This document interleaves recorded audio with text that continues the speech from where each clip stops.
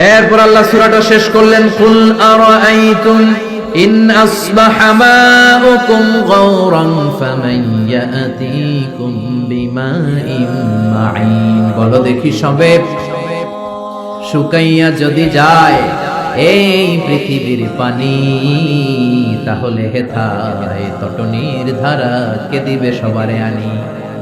ঘুম থেকে উঠে দেখলেন টয়লেটে পানি নাই, টিউবওয়েল চাপলেন পানি নাই, পুকুরে যেয়ে দেখেন পানি নাই, এবার টয়লেট করবেন কেমনে? ব্রাশ করবেন কি করে?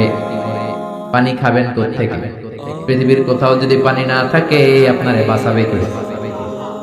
নাকি আপনাদের খাদ্যমন্ত্রী, প্রধানমন্ত্রী? বাঁচাতে পারে একজন, তিনি কে? সে আল্লাহ বললেন, আমি পানির মালিক। পানির অপর নাম জীবন, আবার পানির অপর নাম মরণ।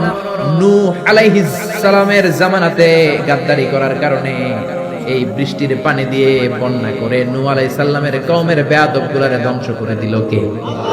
তার মানে পানি হচ্ছে জুনদুম মিন জুনুদিল্লাহ, আল্লাহর সৈনিক। এই সাগরের পানি আল্লাহর সৈনিক। আল্লাহ যদি বলে 20 ফুট তুফান হয়ে কক্সবাজারে আঘাত হান, একটা ধাক্কা মেরে সাউথ এশিয়ার বাংলাদেশ, পাকিস্তান সহ সবগুলো দেশের মানুষগুলোকে একটা ধাক্কা মেরে সাগরের ভেতরে নিয়ে যেতে পারে কি পারে না? তার মানে পানি আল্লাহর সৈনিক, আগুন আল্লাহর সৈনিক, বাতাস আল্লাহর সৈনিক। আল্লাহ যদি পানি না দেন, পানি বানানোর ক্ষমতা কারো নাই, যেরকম ঠিক কিনা?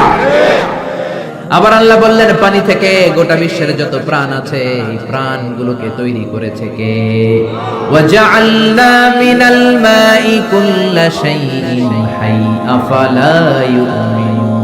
পৃথিবীতে যত প্রাণী আছে পানি থেকে বানালেন কে? মানুষকে বানিয়েছেন প্রাণী থেকে, বাঘকে বানিয়েছেন প্রাণী থেকে, পাখিকে বানিয়েছেন প্রাণী থেকে। এই পৃথিবীতে যত প্রাণ আছে পানির কারণেই আছে। মঙ্গল গ্রহে পানি নাই, তাই প্রাণ নাই। চাঁদে কোনো পানি নাই, প্রাণও নাই। জুপিটারে পানি নাই, প্রাণও নাই। মঙ্গল গ্রহে পানি নাই, প্রাণও নাই। যেখানে পানি আছে ওই জায়গায় প্রাণের সঞ্চার। পানি থেকে সব বানালেন কে? পানি না থাকলে কোনো প্রাণ থাকতো? বিজ্ঞানীরা বলে পৃথিবীর প্রথম যে প্রাণটা হয়েছে সেটার নাম অ্যামিবা। কি নাম? ছোট্ট, it's a very small unicellular organism found in the world. পৃথিবীর সবচেয়ে ছোট্ট এককোষী জীবকণা, বিজ্ঞানীরা বলে অ্যামিবা এসেছে পানি থেকে। তারপরে বিভিন্ন স্পিসিস, প্রজাতিগুলো ডেভেলপ করেছে। এসেছে zooplankton, phytoplankton, bacterio plankton, Helio plankton. এজন্য কোরআনে আল্লাহ সেটাই বললেন, ও দুনিয়ার মানুষেরা শোনো, তোমাদের জন্মের প্রক্রিয়ার দিকে তাকাও। তোমাদের জন্মটাও এক ফোঁটা পানি থেকে তৈরি করেছে কে? আবার তোমরা যে পানি খাও, লোনা পানি, মিঠা পানি তৈরি করলো কে? মারাজাল বাহরাইনি ইয়ালতাকিয়ানি বাইনাহুমা বারযাখুন লা ইয়াবগিয়ান ফাবিআইয়ি আলাই রাব্বিকুমা তুকাযযিবান। এজন্য পানি দেয় কে? পানি চাইবো কার কাছে? মেঘ আর বৃষ্টি আর পানি চাইতে হবে একজনের কাছে, তিনি কে? সফল হতে চান, চাইতে হবে একজনের কাছে, তিনি কে?